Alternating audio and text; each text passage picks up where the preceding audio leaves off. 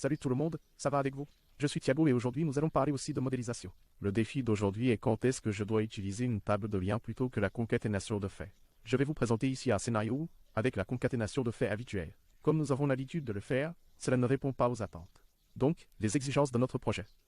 Alors nous allons réaliser ce projet en deux versions, à la fois avec la version table de l'IA et avec la version de concaténation de faits. Et nous allons explorer ces deux scénarios pour résoudre le problème que le client nous a présenté.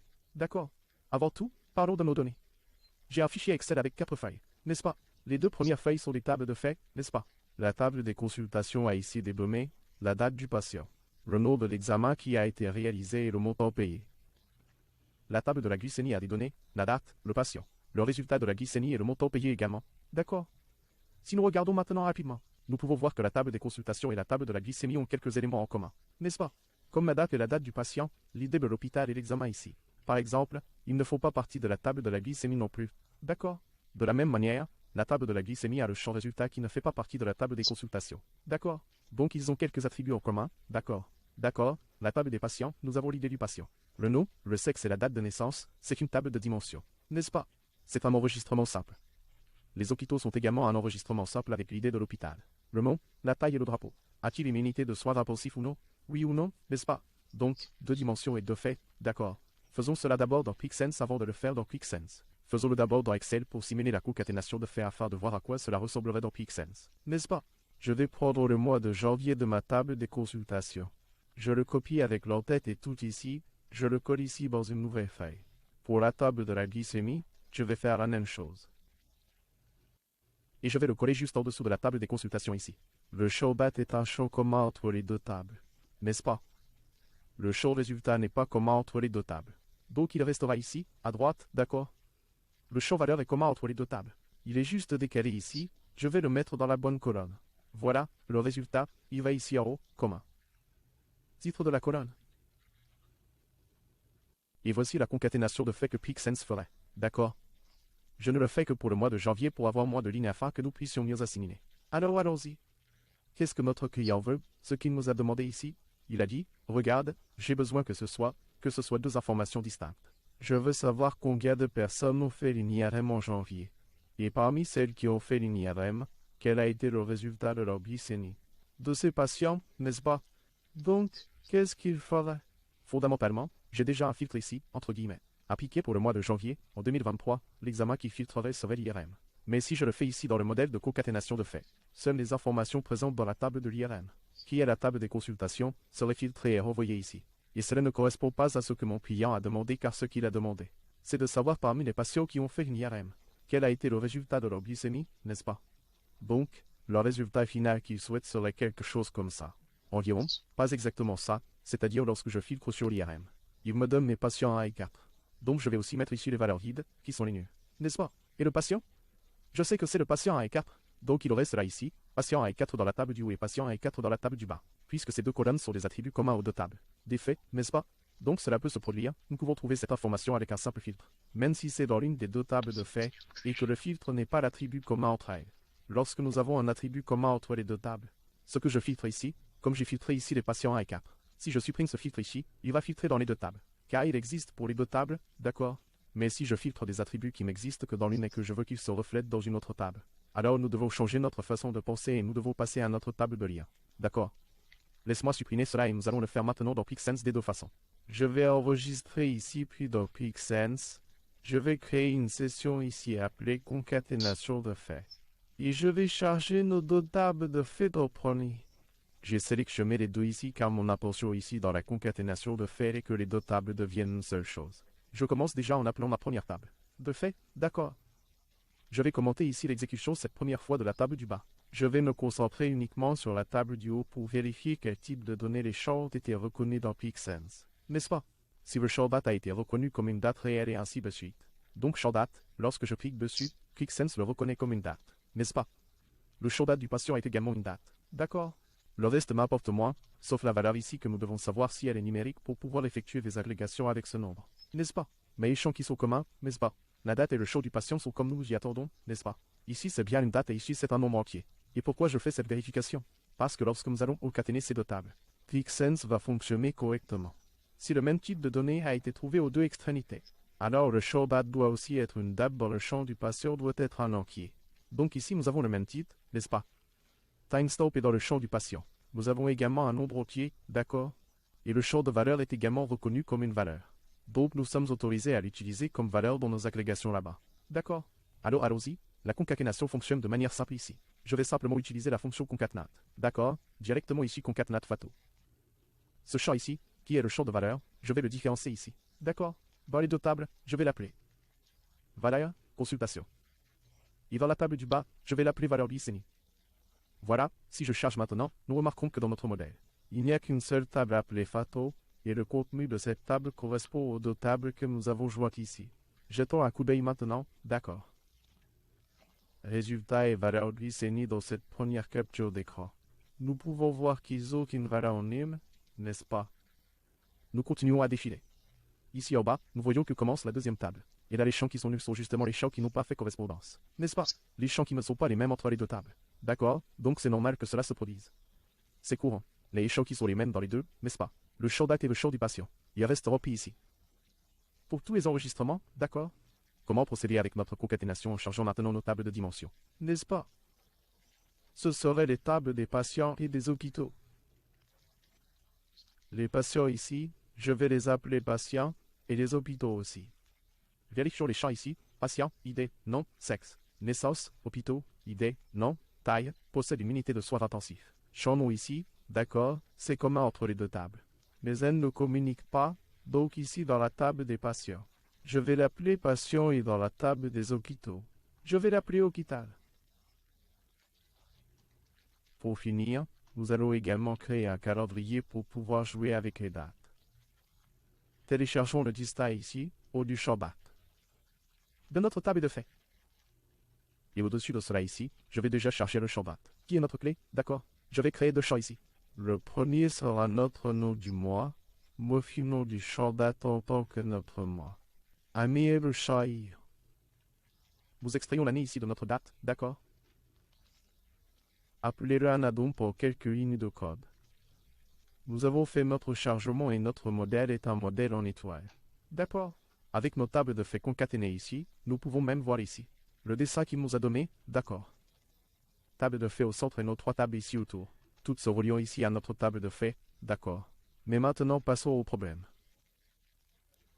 Je vais ajouter un panneau de filtre pour nous. Filtrer certaines choses ici sur notre écran. Panneau de filtre, champ je vais le localiser, mois année. Je vais mettre ici l'examen et je vais aussi mettre le résultat. Quelle valeur je vais mettre ici? 4 valeurs.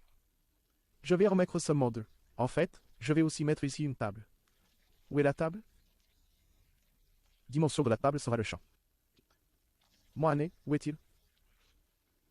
Massin. Et quelles seront les mesures de notre table ici? Je vais faire ici la somme, n'est-ce pas? Du champ valeur, consultation.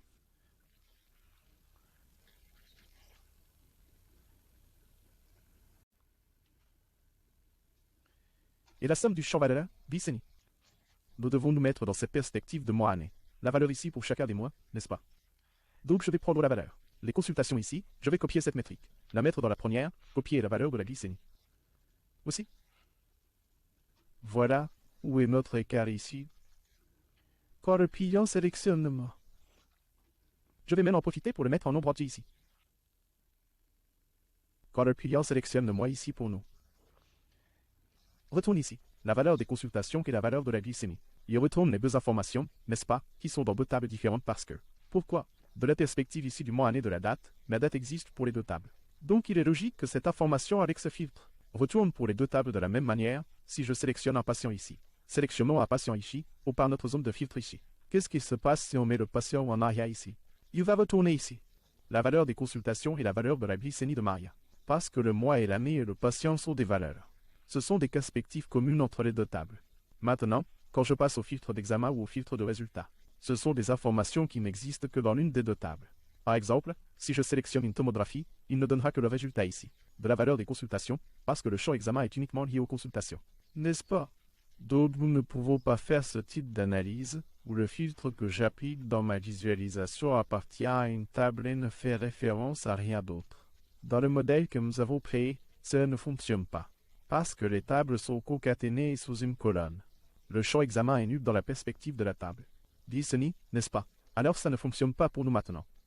Si nous voulons faire des analyses de ce type, n'est-ce pas? Des analyses temporelles, des analyses qui ont des perspectives communes entre les deux tables, n'est-ce pas? Comme le moi et l'ami et le patient, parfait. Cela fonctionnera ici et aucune valeur nulle n'apparaîtra. Donc, si je mets aussi le patient ici, il sera également parfaitement rempli ici. Les données, d'accord? À partir du moment où je mets l'examen, le résultat de la glycémie dans cette table ou que je filtre ces deux champs, nous commencerons à remarquer cette disparité dans notre modélisation. D'accord?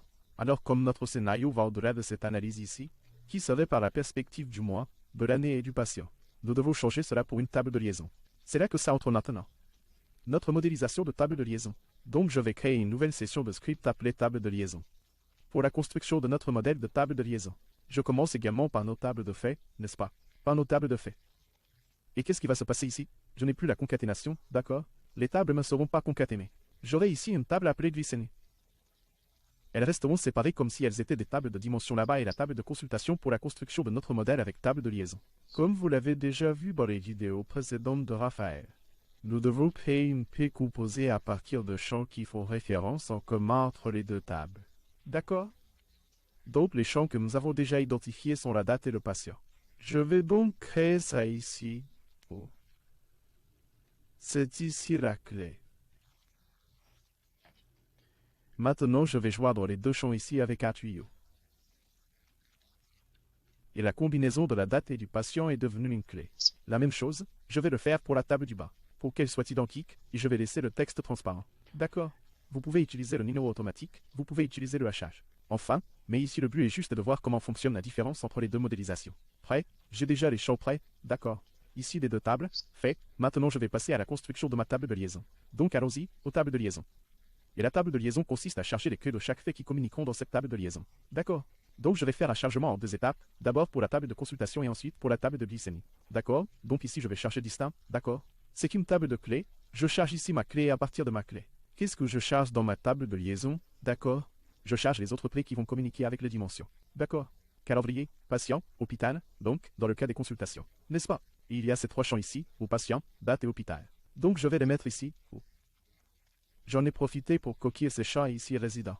Consultation, ma première étape de la table de liaison est prête. Maintenant je vais faire la deuxième étape. J'en profite déjà pour copier tout ce passage ici. Mais ici en bas je vais utiliser le préfixe avec concaténation. Concaténation. Concaténation de la table de liaison et lors du chargement distinct également. Et ce que nous allons chercher ici sont les champs de la table de glycémie. Il y a aussi le champ clé, n'est-ce pas? Date et patient, mais le champ d'hôpital n'existe pas. Donc nous allons déjà le mettre ici, ma table de liaison est prête. Donc ici je mets construction. Commentaire, n'est-ce pas? Construction de la table de liaison est ici, marque à la fin. Quand on fait ça, on a une table qui va communiquer à la fois avec la table des consultations et la table de la glycémie et cette table a aussi les autres clés qui vont communiquer avec les dimensions qui se trouvent autour. N'est-ce pas? Qui sont les trois là? Calendrier, patient et hôpital, d'accord, maintenant que c'est fait. Qu'est-ce qu'on doit faire maintenant, puisque la table de liaison contient les clés? On peut supprimer les clés de nos tables d'origine. Donc on va utiliser ici la commande broadfield et quel champ on va supprimer. Tous les champs qu'on a déjà chargés dans notre table de liaison et qui ne seront plus nécessaires maintenant. Dans nos tables d'origine, parce que nos tables d'origine ont un champ concaténé là-bas. Une clé composée qui s'appelle, d'ailleurs, clé, qui va communiquer et donner accès à ces attributs-là dans notre table de faits. D'accord? Donc on va copier ici les champs clés qui existent dans les tables de faits dans celle du haut ici. Consultation, date, patient et hôpital. Donc, ici dropfield date, patient et hôpital de consultation. Puis je vais copier ce dropfield ici que nous allons également supprimer des champs de la table de glycémie. D'accord? Je change mon front ici pour glycémie et on sait que le champ d'hôpital n'existe pas dans la table de glycémie. Une fois que cela est fait, je vais charger pour voir comment cela s'est passé. S'il y a des ajustements à faire, d'accord?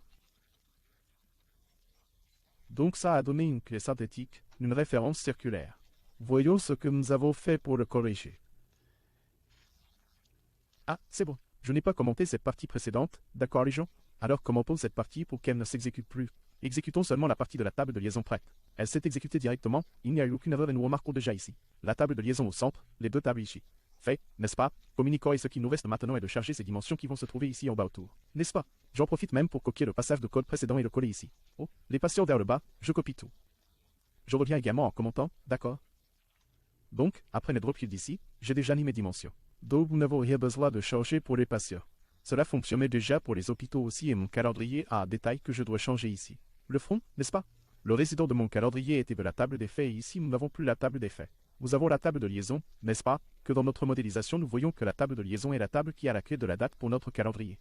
Donc nous changeons simplement ce résident et nous le rechargeons.